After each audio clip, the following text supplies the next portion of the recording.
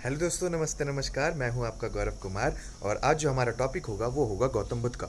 यानी गौतम बुद्ध के बारे में याद रखना, क्योंकि गौतम बुद्ध किससे रिलेट करते हैं? एंशियंट हिस्ट्री का टॉपिक है। यानी कि एक सामान्य रूप से प्राचीन इतिहास से रिलेट करा जाता है कि गौतम बुद्ध का अगर हम बात करें तो ये किसके संस्थापक माने जाते हैं? बौद्ध धर्म के संस्थापक माने जाते हैं, जिनका जन्म कब हुआ था? 563 ईस्वी में, यानी 563 बिफोर क्राइस्ट में इनका जन्म हुआ। और ऐसा बताते हैं कहाँ पर हुआ था? लिम्बनी में हुआ था, शाल वृक्ष के नीचे। शाल वृक्ष के नीचे इनका क्या हुआ था? जन्म हुआ था।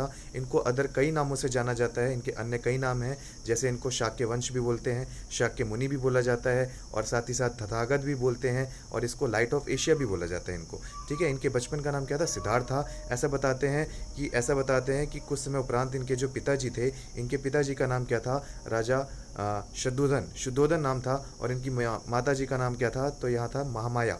ऐसा बताते हैं कि माया जी अपने ही गणराज्य जा रही थी, यानी कि ऐसा बताते हैं अपने पीहर जा रही थी, तो पीहर जाते समय ही इनको प्रसव पीड़ा हुई, यानी कि लेबर पेन हुआ। और उसी के दौरान ही इनका जन्म कहाँ हुआ? शाल वृक्ष के नीचे हुआ। और उसी के बाद गौतम बुद्ध का जन्म कब हो गया था? याद रखना, गौतम बुद्ध का जन्म जब इनकी माता जी पीहर जा रही थी, उसी समय लेबर पेन होने के दौरान ही इनके वृक्ष के नीचे ही इनका क्या हुआ था? जन्म हुआ था। क्लियर है चीज़। उसके बाद ऐसा बताते हैं कि इन्होंने क्या किया था? 16 वर्ष की आयु में इनकी शादी हो गई थी यशोधरा के साथ, और 28 वर्ष की उम्र में इनका एक बेटा पैदा हुआ था जिनका नाम था राहुल। और ऐसा बताते हैं 29 वर्ष की आयु में इन्होंने ज्ञान प्राप्ति के लिए क्या कर दिया था? ग्रह छोड़ दिया था। और इसी ग्रह परित्याग की घटना को क्या बोला जाता है? घर को त्यागने की घटना को, यानी घर के त्याग को इन्होंने क्या बोला था?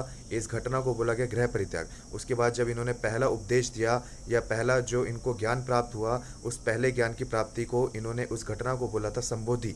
और ऐसा बताते हैं कि जब इन्होंने क्या किया, जब पहला उपदेश दिया उस ज्ञान के माध्यम से, तो उस घटना को बोला गया धर्म चक्र परिवर्तन के नाम से जाना गया।